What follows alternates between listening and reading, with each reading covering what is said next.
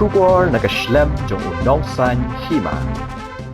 Tarique Rahman ubadai chairman jong kaseng Bangladesh Nationalist Party ula Bamsmai kum Myntri rangba kari Bangladesh kebalalong mentah kesengi ya kebalapan Bamsmai da presiden kari Bangladesh Muhammad Salahuddien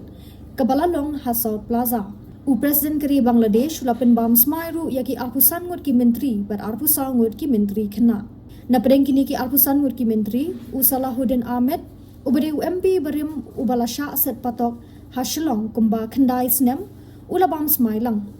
Haswa bansha Bamsmai ka BNP Parliamentary Party kelasong jengelang ha Jatiya Sangsad Bhaban. Banjit yau Tarique kumbunong yelam. Na pedengki ars pa akhar ngut ki MP ki baya trailang bat ka BNP bat henyo pun reu ngut ki MP ki lay trailang bat ka jamat kumjuk ru bat sahnyo ngut ki MP shimet kila shimsmai kum ki MP ka Jatiya Sangsad.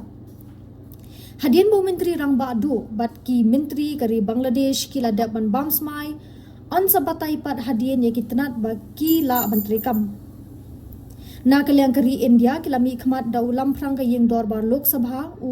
Om Berwal. Hagane ka jinglet saki ban Bamsmai Om Berwal ula khat ngobha yau Tarique ban wan jingo ya ka India. Rahman udeiru ubalah ndru pos nam ka Karta ubadeiru ubala shimti ban yalam ya ka BNP hadian baka kemi jong kala klat no dangshan ka Khaleda Zia ka jingshimti Rahman kumu Myntri rangba ka de hadian baka Sheikh Hasina kala hiar shuki kum ka Myntri rangba hadian ka jingeki ka bajur da ki samla pule ka Bangladesh house nam araja apusal balawan shimti daw Yunus ban pinya ka sarkar bashipor kari Bangladesh Henry hadian chisnem kipat ba kila yo da ka sarkar ka bapura haba ka election kalalong ha ka khat Tarique minta ubanai bar ka BNP kajusyong ha kaliang persya kalasan syar marway.